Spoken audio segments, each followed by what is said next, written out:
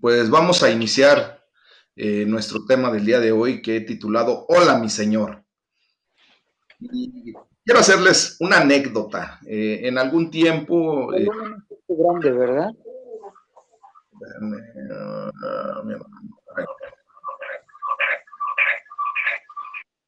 ahí está. Les voy a hacer una anécdota que hace un buen tiempo escuché entre algunos pastores en una reunión.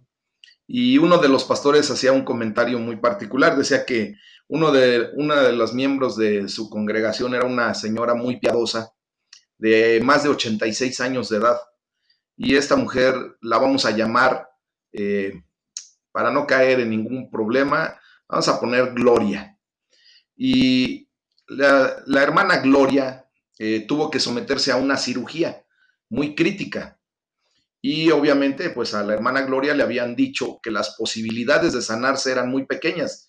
De hecho, que la posibilidad de salir de la cirugía era muy remota. Ella, en la confianza que tenía en Cristo Jesús, dijo, no hay problema, yo estoy tranquila. Si el Señor me llama a cuentas hoy mismo, gloria a Dios, ¿verdad? Y afortunadamente la hermana Gloria, de más de 86 años, sobrevivió a la cirugía.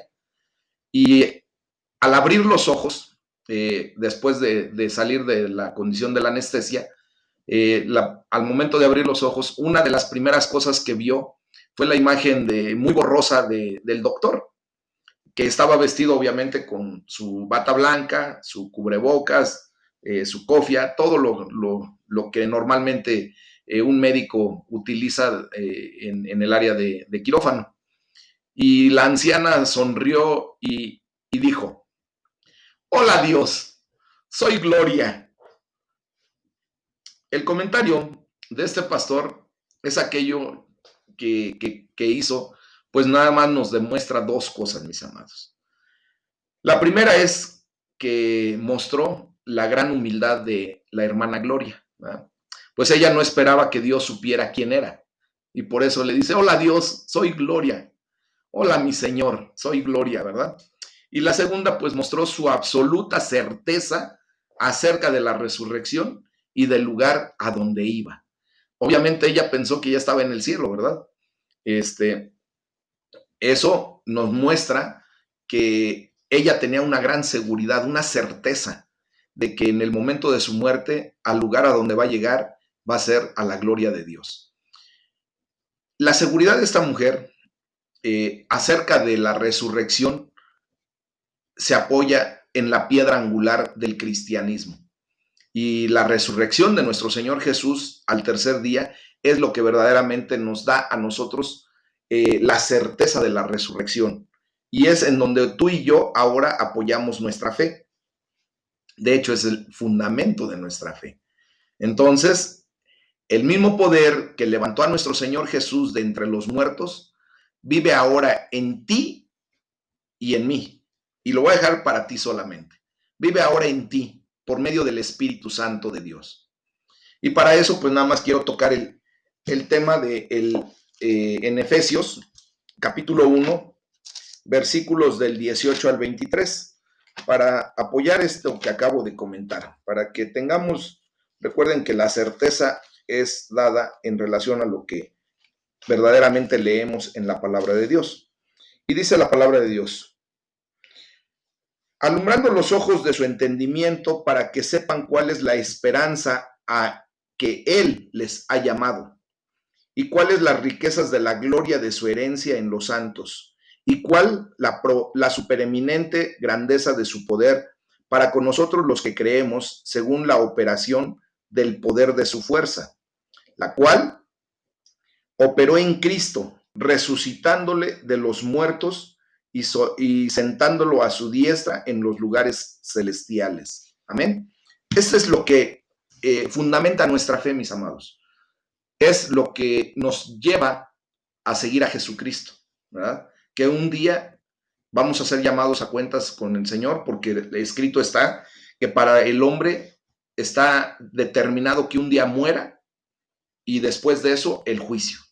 Entonces, cuando seamos llamados a la presencia de Dios, al juicio eterno de Dios, pues simplemente vamos a llegar con la certeza de la resurrección porque Cristo vive. Amén. Cristo resucitó, venció a la muerte y ahora eso es lo que nos fundamenta nuestra fe. Entonces, vamos a leer del Salmo número 49, del versículo 1 al 20. Y esta bendita palabra nos va a enseñar que hay vida más allá de la tumba. Y es lo que ahora nos va a dar una certeza. Y ese día le vamos a tener que decir al Señor, hola mi Señor. Y si presentamos o atendemos a la condición de humildad, podemos decirle, hola mi Señor, soy fulano de tal. En una humildad que a lo mejor pensemos que Él no nos reconoce. Pero recuerden que a Él no se le escapa nada. Él es omnisciente, ¿verdad? Entonces dice, oigan esto, pueblos todos. Salmo 49, del versículo 1 al 20. Escuchen, habitantes todos del mundo, así los plebeyos como los nobles, el rico y el pobre juntamente. Mi boca hablará sabiduría y el pensamiento de mi corazón inteligencia. Inclinaré al proverbio mi oído, declararé con el arpa mi enigma. Porque, ¿por qué he de temer en los días de adversidad, cuando la iniquidad de mis opresores me rodeare? Los que confían en sus bienes y de la muchedumbre de sus riquezas se jactan, ninguno de ellos podrá en manera alguna redimir al hermano, ni dar a Dios su rescate, porque la redención de su vida es de gran precio y no se logra jamás, para que viva en adelante para siempre y nunca vea corrupción. Pues verá que aún los sabios mueren, que perecen del mismo modo que el insensato y el necio, y dejan a otros sus riquezas. Su íntimo pensamiento es que sus casas serán eternas y sus habitaciones para generación y generación. Dan sus nombres a sus tierras, mas el hombre no permanecerá en honra. Es semejante a las bestias que perecen. Este es su camino es locura. Con todo, sus descendientes se complacen en el dicho de ellos. Como a rebaños que son conducidos al Seol, la muerte los pastoreará, y los rectos se enseñorearán de ellos por la mañana. Se consumirá su buen parecer, y el Seol será su morada. Pero Dios redimirá mi vida del poder del Seol, porque Él me tomará consigo. Amén. Gloria a Dios. Dice el versículo 16, no temas cuando se enriquece alguno, cuando aumenta la gloria de su casa, porque cuando muera no llevará nada, ni descenderá tras él su gloria. Aunque mientras viva llame dichosa a su alma, y sea loado cuando prospere. Entrará en la generación de sus padres, y nunca más verá la luz. El hombre que está en honra y no entiende, semejante es a las bestias que perecen. Hay un fuerte contraste, mis amados hermanos, entre una vida sin Dios y una vida con Dios. Vamos a poner primero el punto claro de una vida sin Dios. Aquellos que viven sin Dios tienden a acabar confiando o bien en las riquezas o en ellos mismos. Esta confianza se caracteriza por la búsqueda del estatus, ¿verdad? Los ricos puede que se jacten de sus muchas posesiones y usen el dinero para impresionar a los demás con sus propiedades, con su ostento, con todo lo que puedan ellos tener. Y es más, hasta le ponen a sus tierras su nombre, ¿verdad? Curiosamente me he dado cuenta que ahí en Tejupilco son bien curiosos porque algunos parajes, ¿verdad? Le ponen el apellido de la familia que tenía esa posesión. Y está por ahí el rincón de Jaimes y el rincón de Sánchez y el rincón de Martínez. Entonces, le ponen a la tierra su nombre, como si pensaran que con eso van a tener eternamente y para siempre esa tierra en posesión. De hecho, este tipo de personas disfruta que la gente los elogie, ¿verdad? Y se consideran a sí mismos dichosos. Pueden tratar de usar su riqueza para, entre comillas, rescatar su vida de la muerte. Pero ningún pago es suficiente, mis amados. Al final, todo es inútil, pues la riqueza se la quedan otros. Bien dicen que nadie sabe para quién trabaja, ¿verdad? Y voy a hacer un comentario respecto a un pariente que tuvimos como familia. Este hombre ganó mucho dinero en su vida y tenía la particularidad de ser muy jactancioso. Y en una ocasión mi papá le preguntó que cómo estaba después de haber él sufrido un fuerte infarto. y le dice, mira, Goyito, yo estoy muy bien. Mi dinero me llevó a que en una ambulancia aérea me llevaran a Houston, me operaron allá, y mira, con el dinero se hace todo. Dice, aquí le dice mi papá, pues mira, gracias a Dios que estás muy bien. Dice, no, Goyito, no es gracias a Dios. Él obviamente era un hombre sin Dios, no creía en Dios, porque creía en sus riquezas, en su economía. Dice, mira, Goyito, aquí los que se mueren son los que no tienen dinero, ¿verdad? Los que están económicamente mal. Obviamente lo dijo con palabras altisonantes que no voy a repetir. Entonces, resulta que poco tiempo después le sobreviene otro infarto y aún con todo su dinero y que lo llevaron rápidamente otra vez a Houston en una ambulancia aérea y todo lo que pudo gastarse la familia para tratar de sacarlo de ese infarto, pues falleció. Ahora, curiosamente, en su lápida reza un refrán muy fuerte ahí, que justamente por la palabra altisonante que usó, él se había muerto, porque no le había alcanzado su dinero para seguir vivo, ¿verdad? Entonces, justamente, ellos tratan de usar su riqueza para rescatar su vida de la muerte, pero ningún pago va a ser suficiente cuando el Señor haya determinado el día en que tengamos que partir a su presencia. Todos y cada uno de esos, de nosotros, ¿verdad? Entonces, no debemos asombrarnos ver que alguien se enriquezca y aumente el esplendor de su casa, de sus propiedades, porque al morir no se llevará nada. ¿De qué sirve todo si al final se pudrirán en el sepulcro, dice la palabra de Dios? Y esa es la realidad. Ahora, el contraste respecto a la vida con Dios, lo que tú y yo vivimos en Cristo Jesús. Si vives una vida con Dios, no necesitas buscar alcanzar un estatus, ¿verdad? Un status quo, una forma de vida que a lo mejor ni te corresponde ni necesitas. Y esto es así porque tu estatus no viene determinado por tu éxito en la acumulación de riqueza, sino por saber a quién perteneces y lo valioso que tú eres para Él. Ahora tú y yo ya sabemos a quién le pertenecemos, ¿verdad? Le pertenecemos a Dios. Gloria sea su nombre. Y ahora hemos comprendido lo valioso que somos para Dios. Imagínense qué tan valiosos que Él pagó el precio más alto, lo más caro que se ha podido pagar aquí en la faz de la tierra por algo o por alguien. Jesucristo lo pagó a precio de sangre, un precio exorbitante, mis amados hermanos. Si ahorita podemos ver que hay grandes magnates que están pagando millones de dólares por salir al espacio un momento en un tour propiamente alrededor de la Tierra, quiero decirles que nada se compara con el precio que pagó nuestro Señor Jesucristo por ti. Amén. Eres muy valioso para Él, increíblemente valioso. Entonces eso te tiene que dar un estatus verdadero y sobre todo para la eternidad. Tu rescate ha sido pagado, has sido redimido, por lo que tu futuro está asegurado el día de hoy. Alabado sea nuestro Señor, gloria sea para el Señor.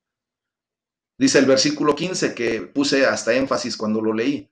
Pero Dios te rescatará de las garras del sepulcro y con Él te llevará. Amén. Lo leemos como dice la palabra de Dios, léelo para ti, escúchalo y decláralo junto conmigo. Repite, pero Dios me rescatará de las garras del sepulcro y con Él me llevará. Esa es palabra de Dios para ti. Entonces, una vida con Dios significa que vivirás para siempre sin llegar a ver la fosa, el Seol. El salmista dice, ¿por qué he de temer? Hoy es el día en que tú y yo no debemos temer absolutamente por nada. El miedo es una emoción humana, sí, pero con Dios podemos enfrentarnos a todos los miedos con confianza, porque podemos tener la completa confianza en Dios en esta vida y en la vida venidera, en la eternidad. Amén. Él es el que nos da la seguridad, la certeza de lo que nosotros esperamos. Hemos puesto nuestra fe y nuestra confianza en Jesucristo, que es la roca de nuestra salvación. Y como lo inicié al principio, es porque Jesucristo venció a la muerte. Y si la muerte está vencida, mis amados hermanos, ¿qué podemos temer a continuación? ¿Qué es lo que más te podría hacer tener miedo en esto, en esta vida. Yo sé que para mucha gente que no conoce de Dios, el temor a la muerte es grandísimo. Pero ahora nosotros tenemos una condición diferente. Fíjense que en este salmo que acabamos de leer, aparece una de las pocas pistas que se dan en el Antiguo Testamento, porque en el Nuevo Testamento el Señor Jesucristo nos revela algo increíble, ¿verdad? Pero en el Antiguo Testamento se nos da muy poco acerca de la vida después de la muerte. De hecho, el autor está confiado en que Dios, dice nuevamente el versículo 5, me rescatará de las garras el versículo 15, perdón, me rescatará de las garras del sepulcro y con él me llevará. Por lo tanto, la vida con Dios no termina con la muerte física, sino que continúa en la eternidad. ¿Es un paso que tenemos que dar? Sí. Y tiene un objetivo y tiene un por qué tenemos que morir.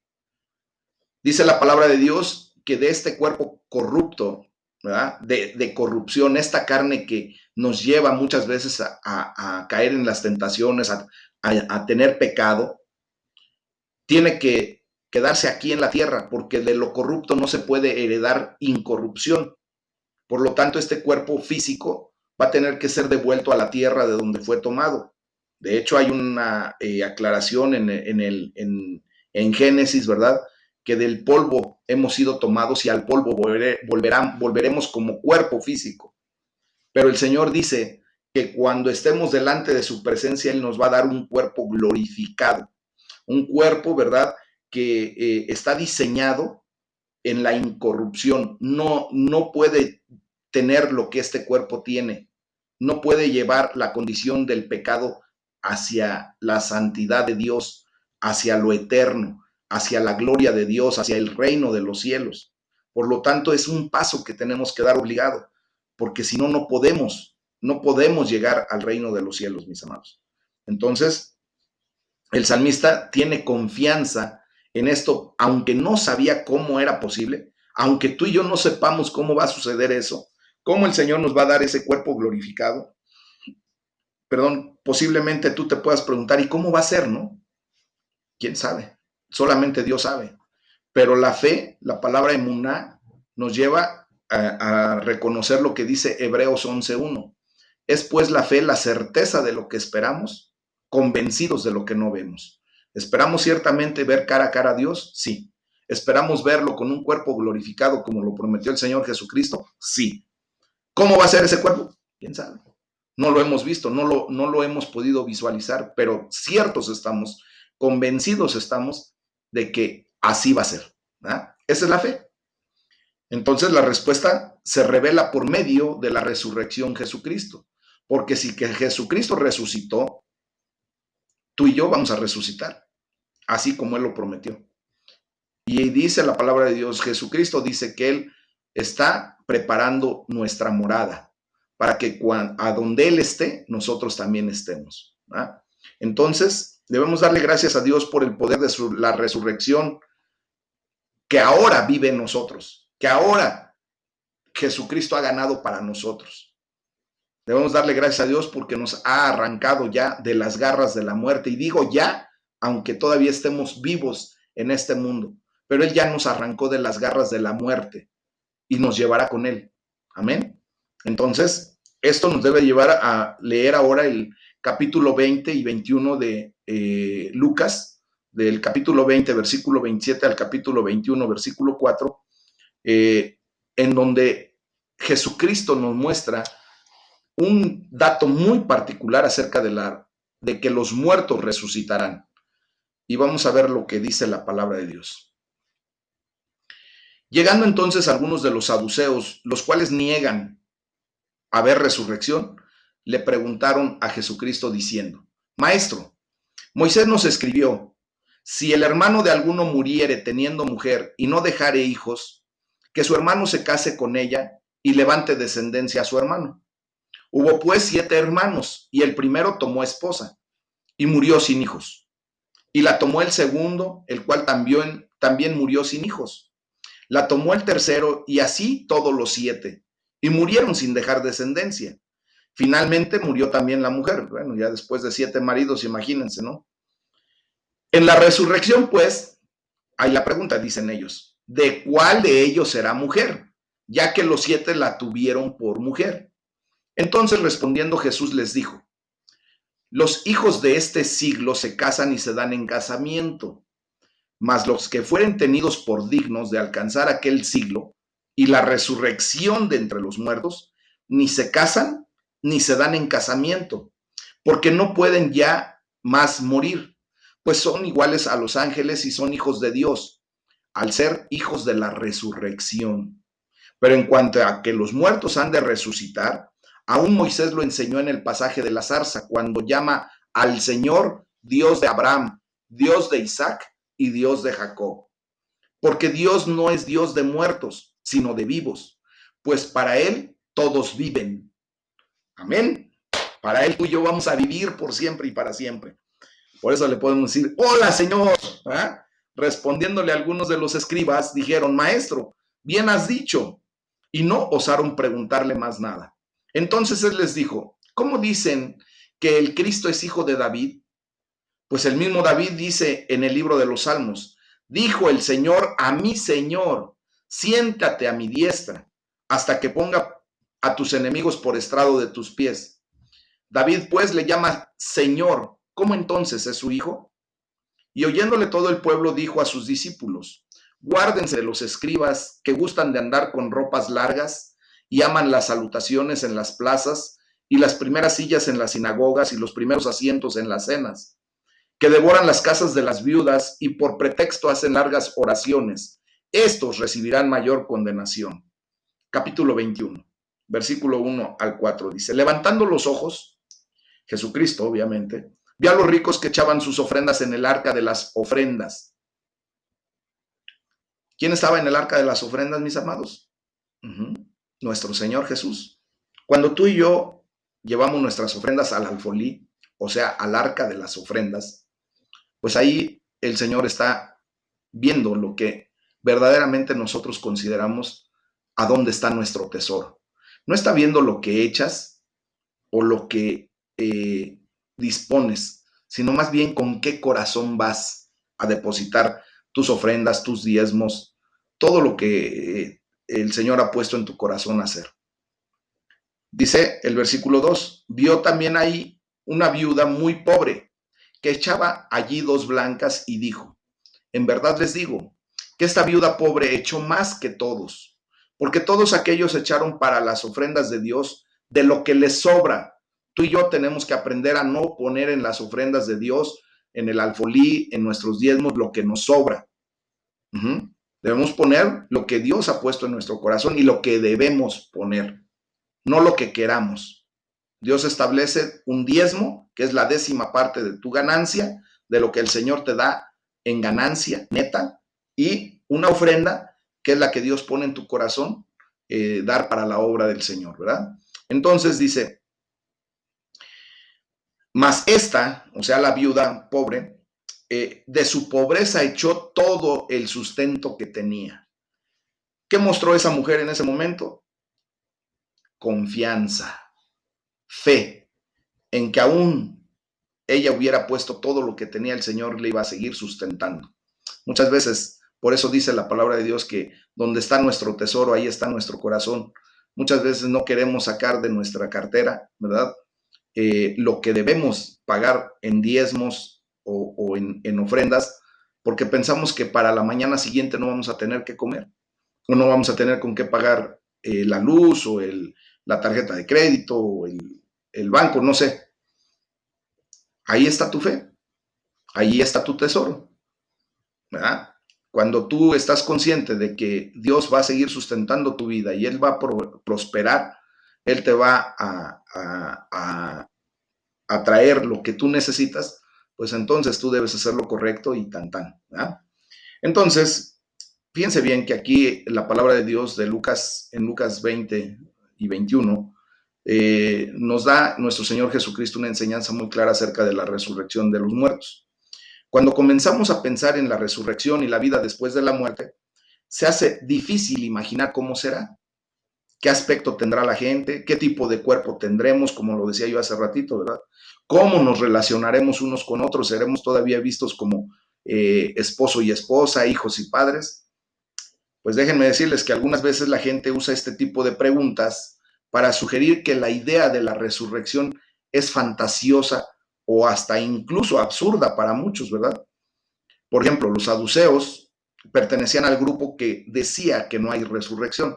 Los saduceos, hermanos, eran unas personas que estudiaban la palabra de Dios mucho, igual que los fariseos, pero tenían su propia doctrina. Y dentro de la doctrina de la resurrección, ellos decían que no había resurrección. Entonces vinieron a nuestro Señor Jesús, al Maestro, con esa pregunta capciosa, ¿verdad? Acerca de una mujer que había tenido 7 esposos, preguntándole burlonamente cómo funcionaría aquello a la hora de la resurrección. Obvio, nuestro Señor Jesús respondió explicando que su pregunta estaba mal planteada porque trabajaban desde la mentalidad de este mundo, de este siglo, ¿verdad? Humanamente. Cuando nosotros metemos más nuestra razón que nuestra fe, mis amados hermanos, desgraciadamente vamos a pensar precisamente como la gente que no tiene a Dios, que está sin Dios. Vamos a pensar muy humanamente, lo que nuestra cabeza alcance a comprender, nuestra razón alcance a discernir, es lo que vamos a pensar que va a suceder o que así tiene que suceder. ¿verdad? Pero cuando nosotros nos vamos con una mentalidad del reino de Dios, cuando tenemos una mentalidad de Cristo, dice que para Dios no hay nada imposible, ¿verdad? Entonces, la resurrección transformará todas nuestras relaciones humanas y se eliminará la necesidad del matrimonio como medio de continuar la línea familiar. ¿Por qué? Porque justamente ya vamos a estar en la eternidad por siempre y para siempre. Ya no va a haber la necesidad de que nosotros tengamos que mantener una línea de descendencia. Ya la línea de descendencia que el Señor nos permitió tener es aquí en la tierra para después llegar al cielo y no continuar más con esa línea de descendencia humana. Entonces Jesús responde la pregunta, pero luego pasa a tratar la verdadera cuestión. O sea, no nada más les respondió, sino ahora va a dar el argumento completo. Los saduceos no se sentían impresionados por las pistas acerca de la resurrección que aparecen en el Antiguo Testamento porque atribuían un peso mucho mayor a los 5 primeros libros de la ley, o sea, al Pentateuco, a la Torá. Pero Jesús los confronta en su propio terreno y le cita uno de esos mismos libros.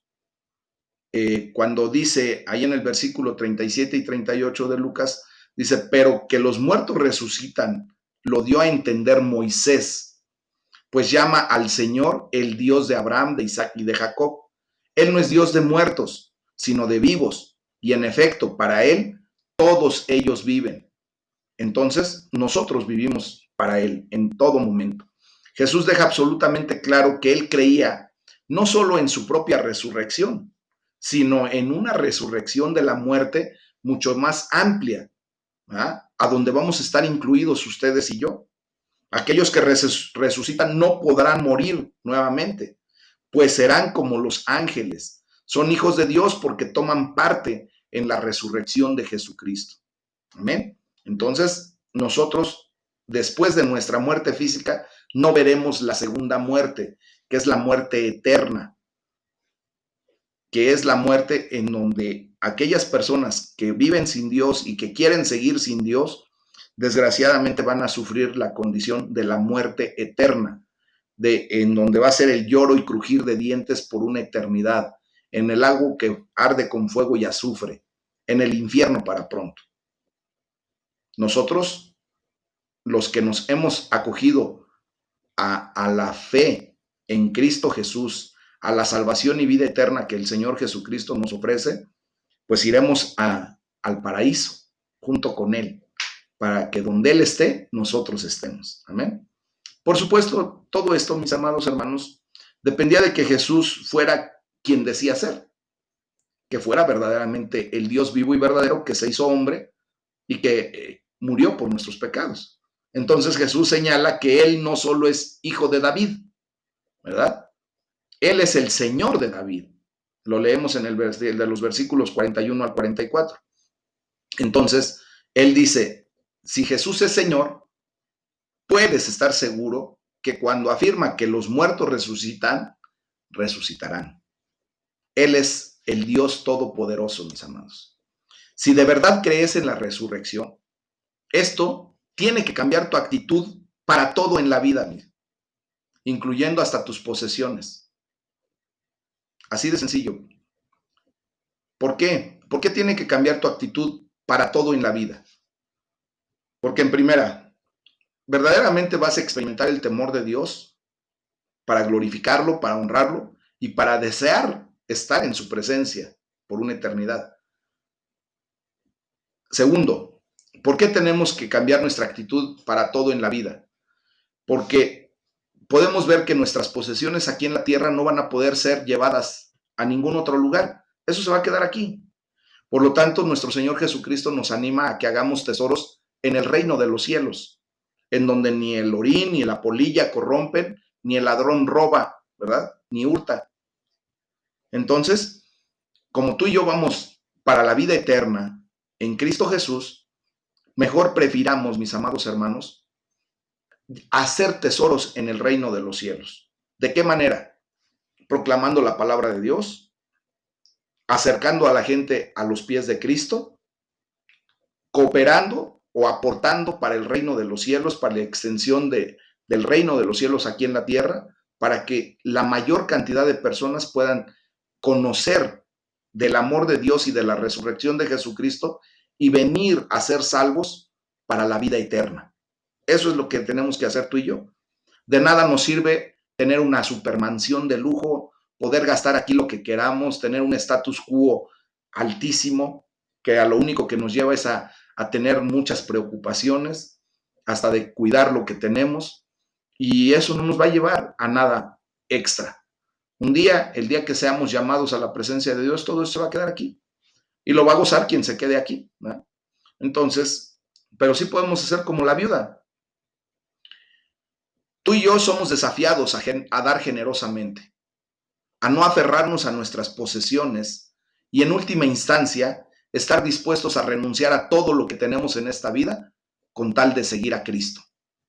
¿Se acuerdan cómo le dijo al joven rico?